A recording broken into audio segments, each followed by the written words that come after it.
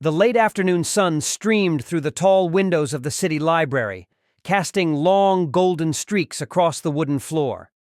It was the kind of peaceful setting Karoline Leavitt often sought in between her demanding days at the White House. As the youngest press secretary in U.S. history, she rarely had time to breathe, let alone read. But today was different. Today, she had carved out 2 quiet hours to sit unnoticed among the public. Wearing a simple navy coat and jeans, her signature silver cross hidden beneath a scarf, Karoline looked more like a college student than a political figure. She found her way to the back of the library, past the rows of dusty biographies and leather-bound law volumes, finally settling into a quiet corner with a stack of books about American civil liberties, research for an upcoming speech. The library was almost empty, save for the occasional shuffle of a librarian or the soft clicking of a keyboard. And then, just as Karoline had opened her second book, she noticed something. Or rather, someone. A girl, no older than 13, was sitting 2 tables away, her face hidden behind a hood. She looked out of place, not because of her age, but because of her posture. Head down, shoulders tense, flipping pages far too fast to be reading. Karoline observed silently, her instincts kicking in. Something wasn't right. The girl reached into her oversized backpack and pulled out a crumpled notebook. She scribbled furiously, then shoved it back inside. When she looked up, Karoline caught a glimpse of her face. Dark eyes rimmed with fatigue, a bruise barely concealed beneath her sleeve. But it was her expression that stuck, a mix of defiance and deep pain. Karoline hesitated for a moment, then stood. Her steps were measured, not wanting to scare the girl.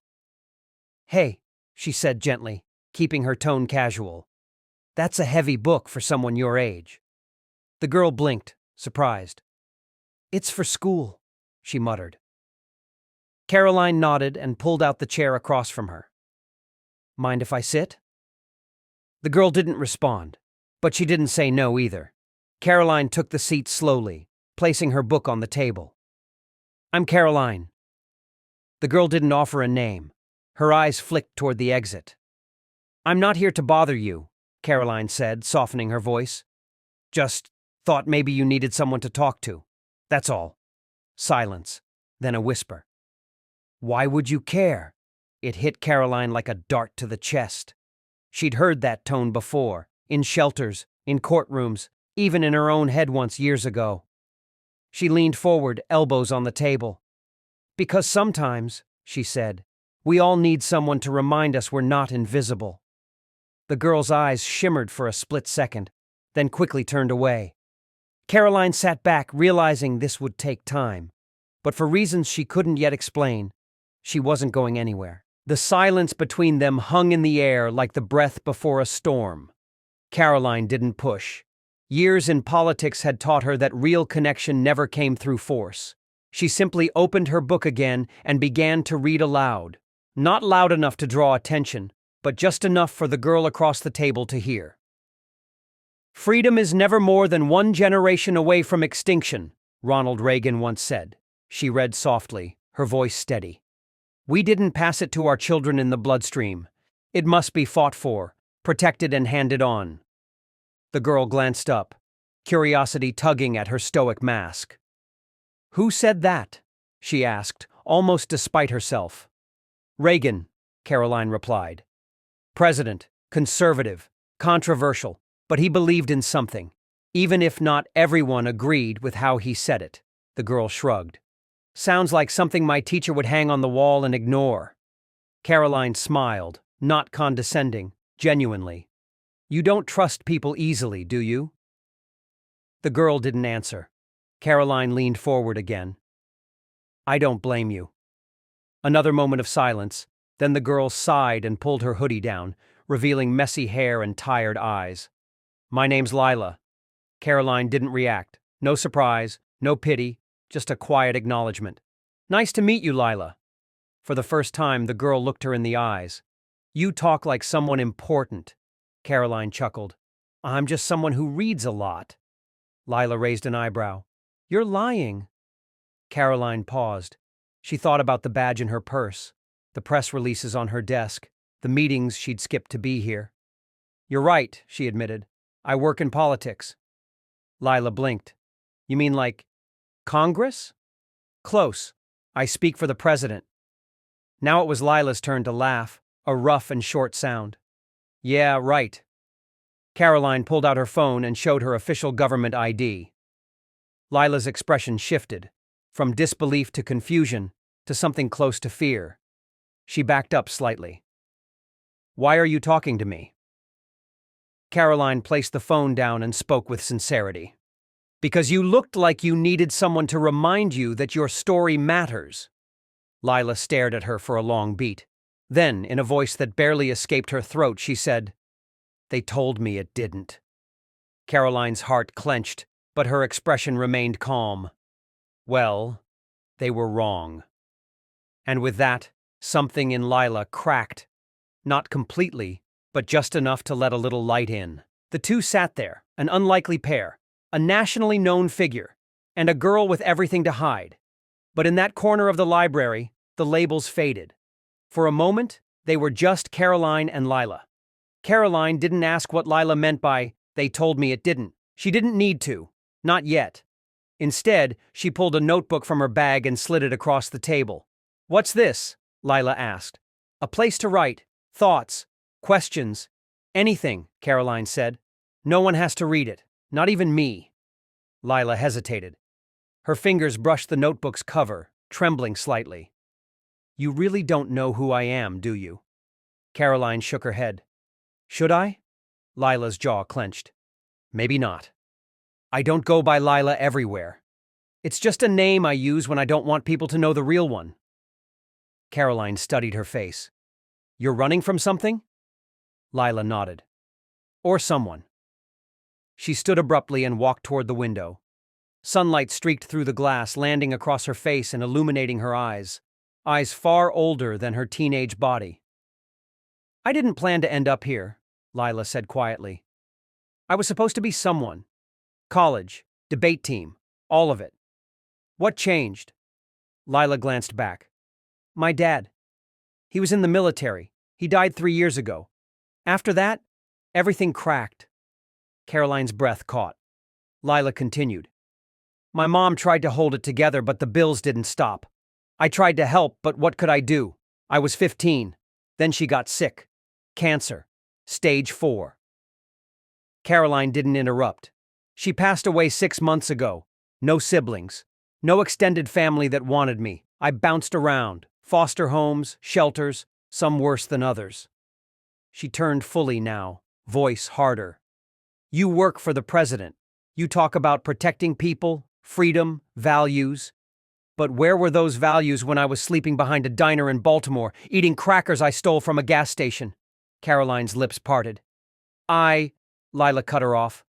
"Don't apologize. Just don't lie and say the system works for everyone, because it doesn't." The air turned heavy. Karoline slowly stood, stepping closer but keeping a respectful distance. "You're right," she said. "It doesn't work for everyone, and you have every reason to be angry. But maybe part of fixing it starts with people like me listening to people like you." Lila's jaw trembled. "I won't pretend I can undo what happened. But I'm standing here now, listening, and I won't walk away."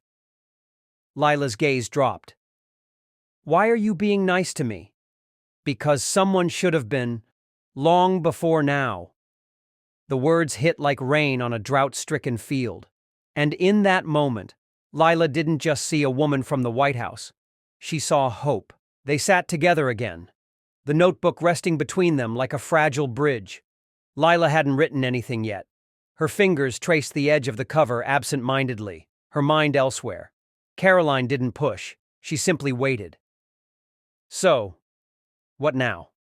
Lila finally asked, voice low. Karoline exhaled. "I can't promise a miracle, but I can promise I won't vanish. And I have access to resources, real ones, the kind that can actually help." Lila shot her a wary glance. "Help usually comes with conditions." Karoline nodded. "You're not wrong. Most times it does. But I'm not here with a camera or a press release. I'm here as Karoline, not the press secretary. A beat. I don't want to go back to a shelter, Lila said. They're not safe. Not really. They pretend, but it's like living in a cage. Karoline leaned forward. Then don't. You've survived this long. Let's find something better. Lila studied her, skeptical. Why? Why would someone like you care what happens to someone like me? Karoline's jaw tightened. Because someone once gave me a second chance. I was just a loudmouth college kid with no connections, no roadmap. But one woman took me seriously. She gave me a shot. I owe that forward. Lila looked down again. Her voice cracked. I'm tired. Karoline nodded. I know. I don't want pity. I'm not offering any. The girl finally opened the notebook, flipping through the blank pages. What if I mess it up? Karoline offered the faintest smile. Then we start again, as many times as it takes. Outside, the library's old clock tower chimed. Lila wiped her eyes discreetly. Okay, what do I have to do? Just trust me, for 1 hour, 1 day at a time. Karoline pulled out her phone and typed something in quickly. There's a woman I know, runs a small transitional program, not state-funded, not a shelter. It's clean, private rooms, security. She takes in girls who've fallen through the cracks. You think she'll take me? Karoline locked eyes with her. If I ask, she will. Lila stared at her for a long time. You're serious. I am. The notebook trembled slightly in Lila's grip. She opened to the first page and began to write. 3 words. Just 3. Maybe I belong. Karoline didn't say anything. She just smiled. That night, Karoline didn't go home. She took a detour, one that didn't involve briefing books or security details. She and Lila left the library in her dark SUV, city lights reflecting off the windshield as they moved through the streets like shadows chasing purpose. The silence between them wasn't heavy now. It was thoughtful. Lila sat in the passenger seat, arms crossed tightly, notebook clutched to her chest. Her gaze darted out the window. Where are we going? She finally asked. To someone who's better at this than I am, Karoline replied, eyes focused on the road. Her name is Sandra. She's been through more than most. She doesn't run a shelter. She runs a home. Lila's voice was cautious. What's the catch? No catch, Karoline said. She believes in rebuilding, not controlling. You'd have your own space, privacy, safety, and choices. Layla narrowed her eyes. People don't give those things for free. Karoline didn't flinch. Maybe not, but Sandra doesn't give them away. She asks for something harder. What's that? Trust. The word hung in the air like a dare. They turned into a quieter neighborhood. Small houses, trimmed bushes, warm porch lights glowing like lanterns in the dark. The SUV pulled up to a modest brick house with ivy crawling across one wall and a wind chime swaying softly in the breeze. That's it, Karoline said, cutting the engine. We don't have to go in yet. You decide. Lila didn't move at first. Her fingers tapped against the leather seat. Then she whispered, What if she doesn't like me? Karoline turned to her. She's not here to like or dislike you. She's here to see you, and believe me, you're worth seeing. Lila stared at the house. Her lips parted, but no words came. You don't have to be ready, Karoline added gently. Just willing. Lila opened the door slowly and stepped out. The night air was crisp. She looked smaller now, beneath the stars, but more grounded. They walked up together. Karoline rang the bell once, and the door opened almost instantly. A woman with kind eyes and silver-streaked braids stood there. Sandra. Her gaze shifted to Lila and softened without a word. I'm Karoline's friend, Lila said before she even knew she was going to speak. Sandra smiled. Then you're welcome. Karoline stepped back as Lila crossed the threshold, glancing over her shoulder one last time, not in fear, but gratitude. Thank you, she whispered. Karoline nodded. You don't owe me anything, just don't stop writing. The door closed softly behind Lila. Karoline stood on the porch for a moment, staring at the quiet street, her own eyes glassy. For once, her role wasn't political, it was personal. And it mattered more. Karoline stood outside the library door, heart still racing from the moment she had seen the girl's name on the library form. Emily Wexler. The last name had tugged at something in her memory. She pulled out her phone and searched for the name, just to confirm. There it was, a local report from 3 years ago. A decorated Army veteran, Daniel Wexler, had died in a car accident. He had left behind a daughter and no immediate family. The girl was 15 back then. Karoline slowly returned inside.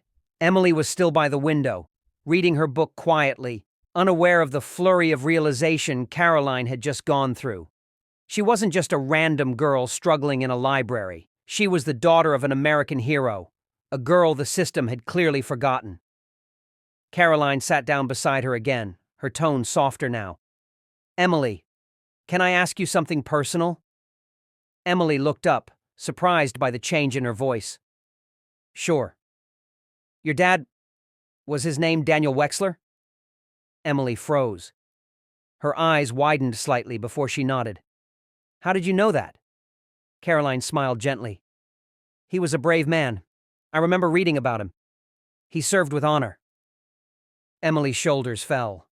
She didn't speak for a moment, then whispered, "No one ever mentions him. People just act like he never existed." Karoline felt a sting in her chest. This wasn't just about a struggling student anymore. This was about a child who had been left to fend for herself after losing everything. "You're not invisible," Karoline said firmly. "I saw you today, and I see you now." Emily blinked rapidly, and Karoline noticed the shimmer in her eyes. There was a silence between them, not uncomfortable but heavy with emotion. Karoline placed a hand on the table. "What if I could help you? With your studies, with support, with getting the recognition your father deserves?" Emily bit her lip. "Why would you do that? You don't even know me." Karoline looked her straight in the eyes. "Because your story matters, and because I was once the girl everyone overlooked." Emily said nothing, but her eyes said everything. For the first time in a long while, she felt seen. Karoline left the library that afternoon changed.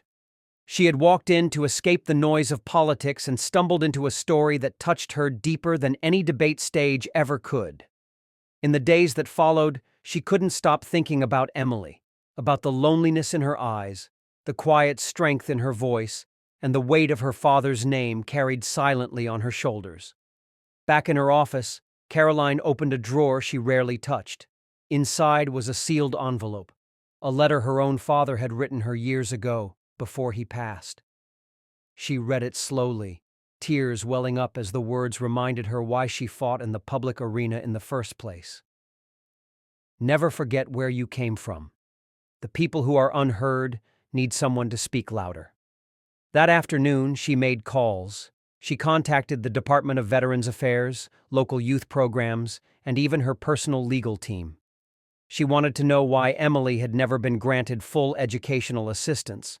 She dug through databases, records, policy loopholes. What she found made her furious. Emily had fallen through the cracks due to a paperwork error. No official family advocate had ever been assigned after her father's death. A hero's daughter, ignored by the very system he served. Karoline went straight to the press the next morning, not with outrage, but with purpose. Standing at the White House briefing room, she told Emily's story without naming her. "Today I want to speak about the forgotten children of our heroes," she said, holding back emotion. "Those who serve this nation deserve better, and their families should never be left behind." The media picked up the story fast. News anchors quoted her speech. Veterans groups posted online in support. Hashtags like "No Hero Left Behind" and "Wexler Daughter" started trending, even though Emily's full identity had remained private. Back at the library, Emily sat in her usual seat. She didn't know why so many people were talking about daughters of soldiers that week. She didn't know that a nation was slowly turning its gaze toward her. But she felt something shift. A girl walked past and gave her a kind smile. The librarian checked in and asked if she needed help finding a book. It was small, but it was different. And when she opened her inbox later that day, there was a message waiting from a name she hadn't expected.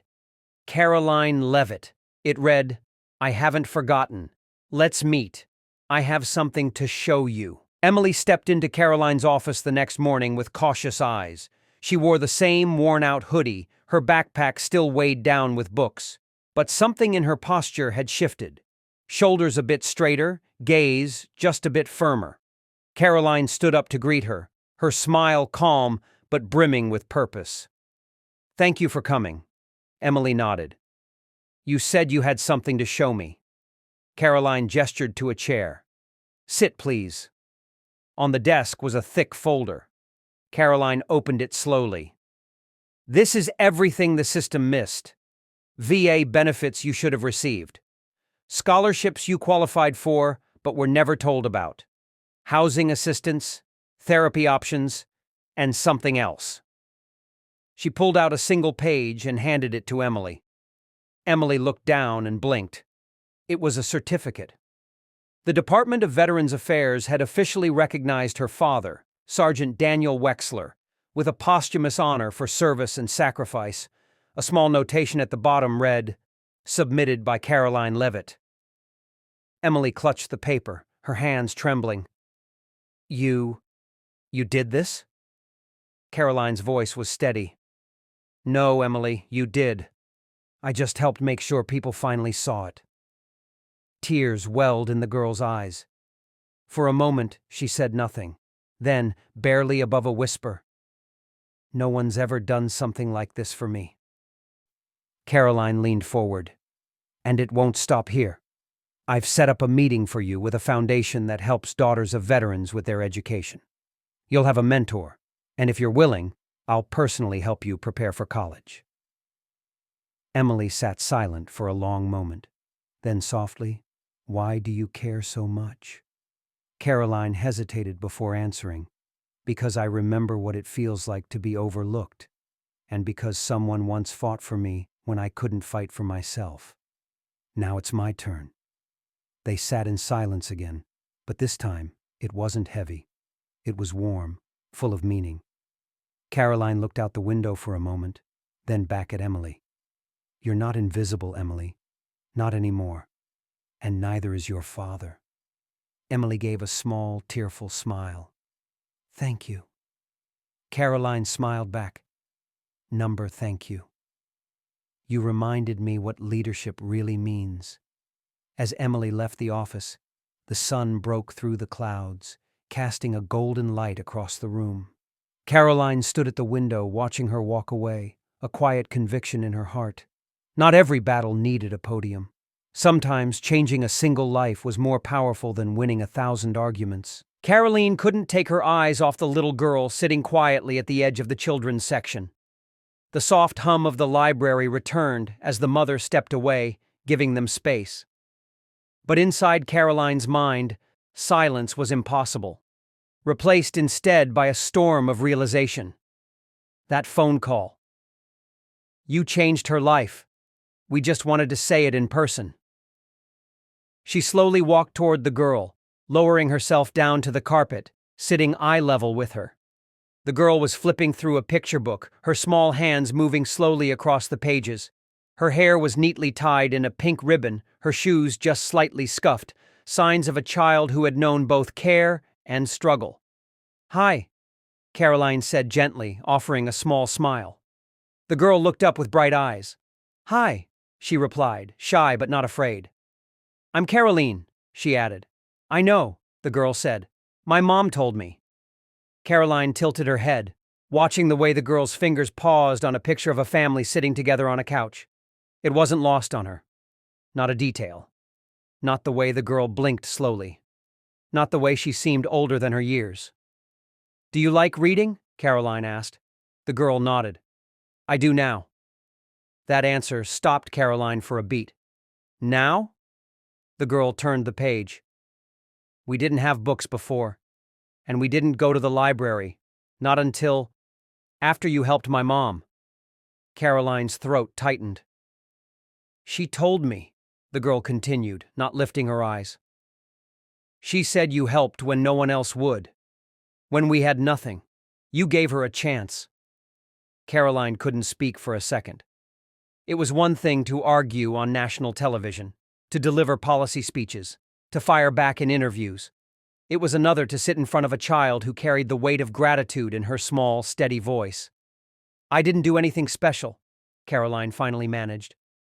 Yes, you did, the girl said. She says you saw her. That's what she told me. No one ever sees us, but you did. Karoline felt her chest tighten in a way she hadn't expected. Not from confrontation, not from pressure, but from the simple truth of being reminded why she fought so hard. The girl leaned closer and held up the book. This one's my favorite. Karoline smiled. Can I read it with you? The girl nodded, and they sat together, flipping through the story one page at a time.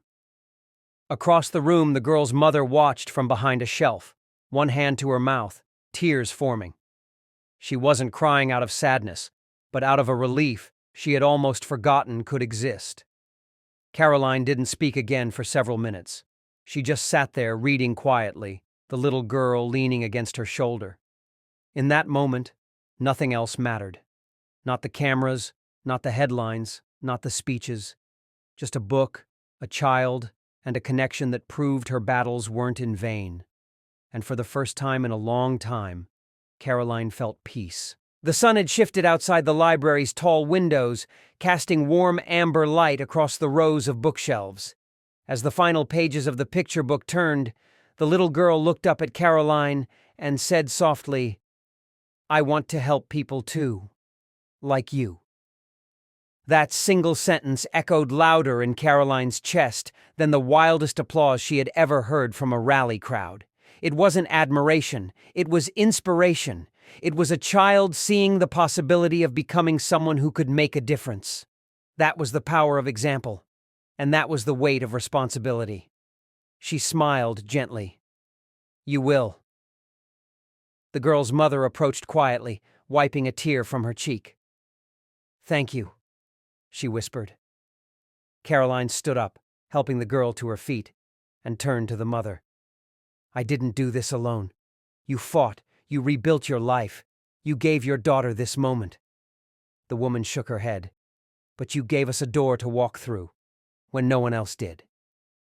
Karoline nodded slowly, her voice quieter now. Sometimes a door is all someone needs. As they walked to the front of the library together, other patrons watched, some recognizing Karoline, others not. But for those who did, this wasn't the Karoline they saw on screen trading sharp blows in political debates. This was the woman behind the title, the one who stayed behind after speeches, the one who remembered faces. Before leaving, the little girl turned and handed Karoline the book they had read. You should read it again sometime. Karoline knelt down one last time, taking the book carefully. I will. She watched as the girl and her mother disappeared out the library's glass doors, hand in hand. Then, slowly, Karoline turned and sat back down on a nearby bench. She held the book in her lap and stared out the window, lost in thought. Her phone buzzed. Dozens of unread messages. An upcoming press conference. Another round of talking heads waiting to challenge her. But for now, she didn't care. For now, her world was this moment. A storybook, a child's smile, and a reminder of why she ever stepped into the storm in the first place. Because not every battle was waged with words. Some were fought in silence, with compassion, with presence, with a willingness to look someone in the eyes and say, I see you. That's what leadership was. Not the power to speak louder, but the courage to sit still and listen. And that day, in the quietest corner of the library, Karoline Leavitt won one of the most important battles of her life. Not on a debate stage, not with a mic in her hand, but with a story in her lap and a heart wide open. In a world often defined by noise, power, and confrontation, sometimes the most profound moments happen in silence. Karoline Leavitt didn't make headlines that day because she argued louder or stood firmer. She changed a life by simply showing up, by listening, by caring. This story reminds us that leadership isn't measured by podiums or polls. It's measured by the hearts you touch when no one's watching. Behind every strong policy is a human story. Behind every headline, a heartbeat. And maybe, just maybe, that little girl in the library will grow up not only remembering the kindness she received, but passing it on. Because that's how real change begins. Thank you for watching Surprising Stories. If this moment moved you, share it. Let kindness echo. And never underestimate the power of a single act of humanity. We'll see you in the next story.